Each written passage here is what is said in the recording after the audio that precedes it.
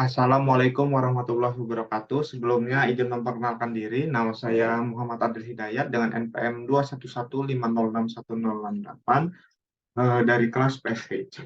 Pada kesempatan kali ini saya akan melanjut membahas mengenai algoritma penjadwalan untuk menyelesaikan tugas akhir. Di sini kita lanjutkan mengenai algoritma penjadwalan untuk SGF dan yang kedua itu untuk round robin. Jadi untuk SGF sendiri di sini eh, proses yang memiliki CPU burst paling kecil itu bakal dilayani terlebih dahulu. Beda sama FCFS yang dilayani terlebih dahulu itu yang pertama kali antri gitu. Kalau ini dia yang burst paling kecil itu bakal dilayani terlebih dahulu. Nah, untuk SGF ini ada dua. Yang pertama ada non preemptive. Jadi kalau CPU diberikan pada proses, maka tidak bisa ditunda sampai CPU burst selesai. Sedangkan preemptive ini jika ada proses baru yang datang dan CPU burst-nya itu lebih kecil, dia bakal yang lagi dieksekusi ini bakal ditunda dan bakal digantikan dengan CPU burst yang lebih kecil. Nah, yang kedua ada round robin. Kalau round robin ini dia algoritma yang menggunakan time sharing gitu. Jadi tiap pengeksekusiannya gitu kita bisa atur waktunya atau kuantum time-nya untuk membatasi waktu proses. Jadi misalnya terdapat P1 di sini kuantum time-nya 4, jadi di sini 3 ya maksudnya. Jadi P1 ini bakal dilakukan selama 3 detik, lalu diganti dengan proses selanjutnya, lalu pokoknya mengulang-ulang sampai burst-nya habis gitu, dengan waktu quantum time-nya sebesar 4 milidetik. Ya, 4 milidetik. Oke, jadi itu untuk round robin. Oke, di sini langsung aja kita coba untuk percobaannya menggunakan SGF dan round robin. Ini kita masuk ke compiler.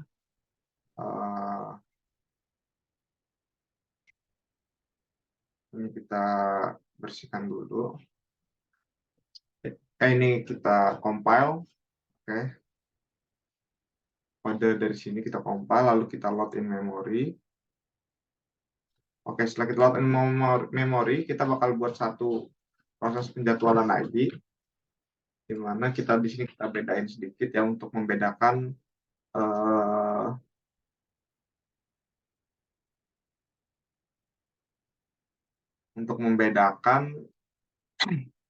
burst time masing-masing proses. Nah, kita load in memory.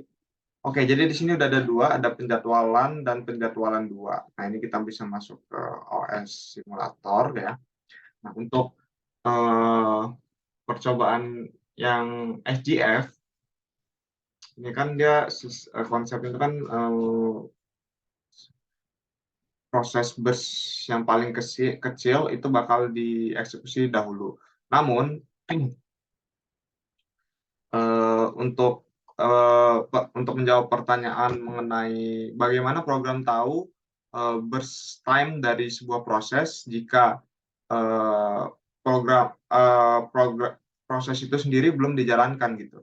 Nah, jadi di sini caranya itu dengan cara kita harus menjalankan dahulu prosesnya selama sekali untuk mengetahui berapa burst time dari proses tersebut.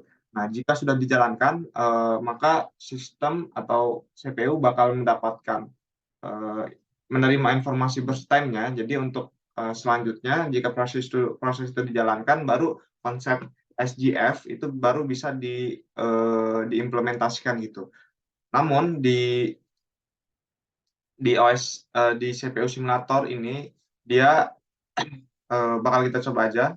Di sini kita tambahkan percobaan pertama, jadwalan, lalu ada penjadwalan kedua, kita tambah lagi penjadwalan pertama. Oke, lalu ini kita sudah fast, kita bisa lihat state sama lognya. Kita lihat dulu ya, bekas tadi. Oke, nah ini kita langsung coba jalankan aja. Nah, jadi di sini karena belum ada burst time-nya pada masing-masing proses, jadi dia masih menjalankannya sesuai seperti FGFS atau first come first serve. Nah, di sini kita bisa lihat pada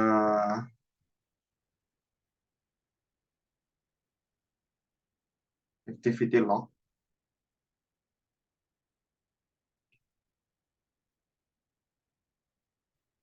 Nah, oke. Ini masih running proses keempat ya. Nah, ini pada activity log kita dapat melihat, oke, ini udah selesai. Eh, Menggunakan schedule skemanya SGF. Nah, di sini untuk P1 dipindahkan dari ready queue ke running process dan akan dieksekusi oleh CPU 0. Lalu untuk P1 sendiri itu waktu tunggunya itu 0 detik karena dia yang pertama, dan burst periodnya atau burst time-nya itu 95. Oke, jadi dari sini kita sudah mendapatkan burst time dari masing-masing proses yang sudah kita eh, masukkan ya, yang sudah kita jalankan. Kita udah dapat masing-masing burst time-nya. Di sini ada untuk P1 burst time-nya itu 95, lalu ada P2 itu burst time-nya 135 ya, dan P3 dan P4 ini sama burst time 135 dan 95. Oke, setelah kita mendapatkan burst time, nah untuk di CPU simulator ini kita coba tambahkan lagi create new process. Nah, di sini tidak ada burst time-nya gitu. Nah, di PCB info-nya di sini tidak terdapat uh, burst time-nya. Nah, ini merupakan karena aplikasi CPU simulator ini sendiri, jadi kita tidak bisa menggunakan konsep dari SGF. Jadi untuk konsep SGF kita tidak bisa implementasikan di CPU simulator. Namun untuk konsepnya sendiri, dia seperti yang sudah saya jelaskan tadi, yaitu burst time terkecil itu bakal dijalankan dahulu. Nah, jadi di sini nanti harusnya ada burst time-nya. Nah, untuk yang bakal dilayani terlebih dahulu itu yang burst time-nya itu paling kecil dahulu. Jadi seperti itu. Nah, oke, jadi mungkin sekian untuk yang SGF. Selanjutnya kita bakal bahas yang round robin. Nah, jadi kalau round robin ini dia ada waktu kuantumnya ya, quantum time-nya untuk tiap proses. Nah, oke, langsung di sini kita masuk ke round robin aja. Nah, di round robin kita bakal coba set time quantumnya. Ini di sini kita bakal coba set 2 detik ya. Nah, dengan kecepatan maksimum kita bakal coba tambahkan lagi program listnya. Oke, kita tambah. Jadi ada 3 proses. Nah, di sini langsung coba kita jalankan aja, dan kita bakal melihat konsep dari round robin ini ya, skema round robin. Nah, di sini program jalankan 2, lalu 2 kembali ke ready state, lalu jalankan 4, dan dilakukan secara berganti-gantian selama 2 detik sesuai yang sudah kita atur di sini time slice-nya.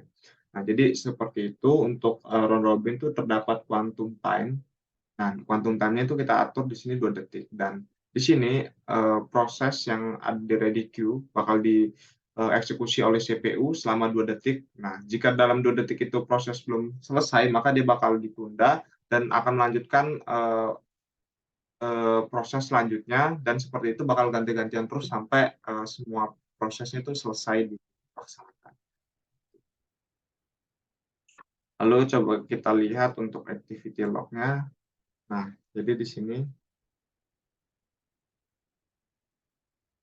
nah oke.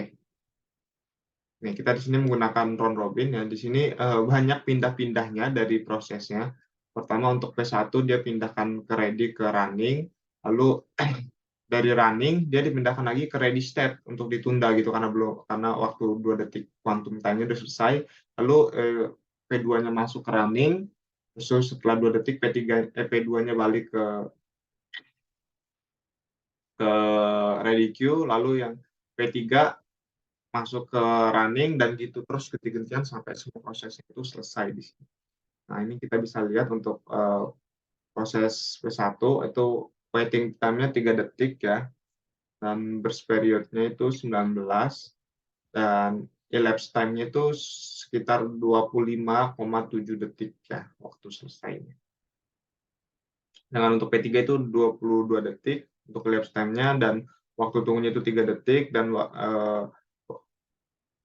burst time-nya itu 19 dan untuk yang terakhir itu, eee, P3 atau P2 itu, elapsed time-nya 28 detik dengan waktu tunggunya 3 detik dan burst time-nya itu 22 gitu, jadi seperti itu. Oke, jadi, dapat kita simpulkan bahwa, dari 2 percobaan yang kita jalankan di sini, untuk yang SGF itu dengan konsep, shortest job first, di mana, dengan burst time yang terkecil akan dilayani terlebih dahulu.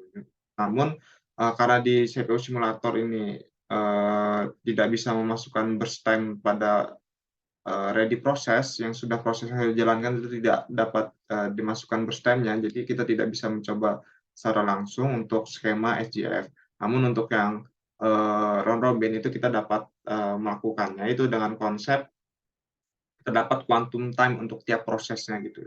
Jadi misalnya kita set quantum time-nya 2 detik, maka prosesnya bakal dijalankan hanya selama 2 detik. Lalu jika sudah 2 detik itu habis, dia bakal ditunda dulu ke ready queue dan akan digantikan proses selanjutnya. Dan itu bakal terus diulang-ulang sampai proses itu selesai dilaksanakan. Jadi seperti itu. Oke, mungkin, sekian dari saya yang dapat saya sampaikan. Jika ada kurang dan lebihnya saya mohon maaf. Saya kepada Allah mohon ampun. Saya akhiri, wassalamualaikum warahmatullahi wabarakatuh.